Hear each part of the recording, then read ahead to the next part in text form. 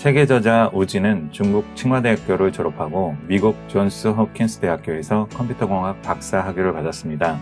2002년부터 구글의 초창기 핵심 연구원으로 근무했고 중국 최대 정보통신 기업이자 게임 회사인 텐센트에서 부사장을 역임했습니다. 이후 실리콘밸리 투자회사를 운영 중이라고 합니다. 책 어떻게 살아야 할지 막막한 너에게는 성공한 아버지 우진과 두 딸 멍화 멍신에게 쓴 개인적인 편지를 묻고 주제별로 정리한 메시지입니다. 한마디로 부자 아빠가 딸에게 편지로 쓴 인생 지침서라고 볼 수 있겠지요. 책은 태도가 운명을 결정한다 라는 핵심 주제 안에 인생을 대하는 태도, 세상을 대하는 태도, 돈을 대하는 태도, 사람을 대하는 태도, 문제를 대하는 태도, 일을 대하는 태도를 담고 있습니다. 그래서인지 중국에서는 태도라는 제목으로 출간되었다고 합니다. 어쩌면 잔소리 같은 이야기들을 구성애와 편지라는 포장으로 두 딸에게 잘 전달한 것 같습니다. 대학생활, 친구관계, 논문까지 그의 조언은 정말 꼼꼼합니다. 부모와 자녀의 교류는 필수이며 인류 진화의 근본입니다. 부모가 인생의 경험을 자녀에게 전달해주면서 사람들은 이전 세대의 능력을 초월했고 이로써 본격적인 문명이 시작되었습니다. 마찬가지로 젊은이들이 가장 효과적으로 학습하고 성장할 방법은 이전 세대로부터 경험을 전수하고 양분을 흡수하는 것입니다. 같은 일이 있어도 사람마다 그것을 해결하는 방식이 다릅니다. 그러므로 절대적으로 옳고 그른 조언이란 없습니다. 상황이 적절하거나 적절하지 않은 조언이 있을 뿐입니다. 잠시 그의 사랑이 담긴 조언을 들어보시죠. 첫 번째로 높은 경지를 추구하고 눈앞의 현실보다 더 높은 곳을 바라본다면 그만큼 멀리 갈 수 있다는 걸 기억해야 합니다. 경지라는 단어는 불교에서 유래했습니다. 멀리 보고 깊이 꿰뚫어 볼 수 있는 능력을 의미합니다. 나폴레옹이 일생 가장 많은 정력을 쏟아붓고 자랑스러워한 것은 어떤 전쟁에서의 승리가 아니라 나폴레옹 법전을 제정한 것입니다. 나폴레옹 하면 뛰어난 군사력을 떠올리지만 사실 그는 법률에 정통했고 그 중요성을 알고 나폴레옹 법전 편찬위원회를 구성하고 직접 법전 제정에 참여했습니다. 법전을 편찬하는 동안 102회의 토론회를 열었는데 나폴레옹은 의장 자격으로 97회 회의에 참석해 법전 제정을 꼼꼼히 심사했다고 합니다. 결국 이 법의 통과에 공표되고 시행되었습니다. 나폴레옹의 군사적 승리는 1815년이 끝이었지만 19세기에도 유럽은 여전히 나폴레옹의 영향 아래 있었습니다. 나폴레옹은 자신의 인생을 통틀어 이 법전을 자랑스러워했습니다.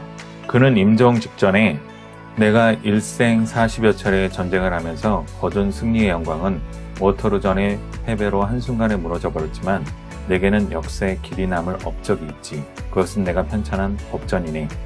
나폴레옹의 목표는 단순히 군사력을 통한 정복이 아니라 자본주의 현대국가를 만드는 데 있었습니다. 그는 장기적인 제도를 추구했던 것입니다. 젊은이들에게 앞으로의 인생 계획을 물어보면 무엇을 전공하고 어떤 기술을 익혀 돈을 빨리 벌어 성공하고 싶다고 합니다. 몇 년 전까지만 해도 미국에서 변호사라는 직업이 인기가 많자 많은 학생이 로스쿨을 선택했습니다. 하지만 졸업해서 시장에 나가보니 이미 너무 많은 변호사가 있어 변호사 자격증을 따고도 허드렛 일을 하는 실정이 되었습니다. 금융 공부가 도움이 될 거라고 생각한 학생들은 금융학과를 졸업해서 시장에 나가보니 많은 사람이 몰려서 투자은행에서 허드렛 일 하는 자리조차 구하기 힘들어졌습니다. 살아가면서 수많은 유혹에 흔들리게 될 것입니다. 하나둘 자신의 목표를 포기하고 유혹을 받아들이는 모습을 보게 됩니다. 그때 강한 의지를 발휘해서 높은 경지를 추구하고 눈앞의 현실보다 더 먼 곳을 바라본다면 더 멀리 갈 수 있다는 걸 기억합시다. 둘째, 인생을 구체적으로 계획하라. 딸이 독일어권 교환학생을 다녀오면 좋겠다는 마음으로 조언하고 구체적인 이유를 제시합니다. 독일이나 스위스에서 만든 제품을 사용해보면 미국에서 만든 제품보다 품질이 훨씬 좋다는 것을 알 수 있습니다. 독일인들은 인생은 구체적으로 살아야 해 라는 말을 자주 합니다. 독일이 아무 문제 없이 완벽한 나라는 아닙니다. 세계 각국이 직면한 문제, 범죄, 빈곤, 빈부격차, 금융사기 등의 문제가 독일에도 있습니다. 그렇지만 독일에서는 이러한 문제들이 덜 심각하고 사회도 그만큼 안정적인 편입니다. 사람들은 모여서 중국은 부패 문제가 심각한 수준이라고 걱정합니다. 미국도 부패에서 벗어날 수 없습니다. 힐러리 클린턴이 국무장관 시절 호주에서는 장차 대통령이 될지도 모르는 그녀에게 잘 보이기 위해 $8천만 넘는 돈을 기부했고 일부 아랍과 아프리카 국가 역시 힐러리를 만나기 위해 기부했습니다. 사실 모든 나라가 부패라는 주제에서 벗어날 수 없습니다. 이런 상황에 독일인이 있었다면 모든 일은 구체적이어야 해 부패라는 개념을 뭉뚱그려 이야기할 것이 아니라 각국의 부패 상황을 살펴봐야죠. 중국은 얼마나 심각한지, 미국에는 어떤 문제가 있는지, 한 시대의 상황만 볼 게 아니라 100년 전의 중국 상황은 어땠고 오늘날은 어떤지, 예를 들어 전기 자동차가 좋은지 나쁜지도 두루뭉실하게 논쟁을 벌일 것이 아니라 구체적으로 계산을 해보면 알 수 있는 문제입니다. 독일인들은 국가의 문제든 사회의 문제든 혹은 일상생활의 문제든 모두 이렇게 생각하고 해결하려고 합니다. 독일에서는 애써 제품의 품질을 좋게 보이려고 과장된 말을 늘어놓지 않습니다. 대신 품질에 관해 수많은 구체적인 지표들을 넣어 특별한 설명 없이도 제품의 품질이 보장되었다는 것을 알 수 있도록 합니다. 독일의 유명 광학기계 회사인 자이스는 일본에서 렌즈를 생산하고 있지만 여전히 독일 자이스 수준에 도달하지 못합니다. 독일에서 생산한 것과 일본에서 생산한 것은 생산지만 다를 뿐인데 가격 차이가 3배나 난다고 합니다. 기회가 되면 독일 사람들과 공부하며 그들의 살아가는 방식을 경험할 수 있다면 인생에 도움이 될 수 있습니다. 인생은 구체적으로 살아야 한다는 말을 기억합시다. 이 말의 진정한 의미를 깨닫기만 해도 살아가는 데 많은 도움이 될 것입니다. 어떤 태도로 인생의 문제를 대하냐에 따라 결과는 달라지고 달라진 결과가 쌓여 차이를 만듭니다.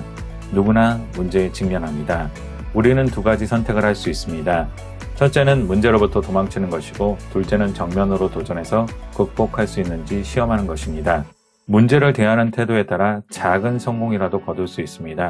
한 번 성공해봐야 2번째, 3번째도 쉽게 성공할 수 있습니다. 실패가 성공의 어머니가 아니라 성공이 성공의 어머니인 셈입니다. 행복은 돈보다 우리가 어떤 태도를 보이느냐에 따라 결정되는 것입니다. 책의 내용이 누구에게나 맞는 조언이 아닙니다. 그 사람의 성격과 상황에 따라 책의 조언이 맞을 수도 틀릴 수도 있습니다. 상황에 따라 적절하지 않을 수도 있습니다. 그래도 아버지가 딸에게 주는 현명하고 지혜로운 조언들이 구체적으로 들어있습니다. 어떻게 살아야 할지 막막한 너에게 리뷰였습니다. 감사합니다. 북로드였습니다. 좋아요와 구독 부탁드립니다.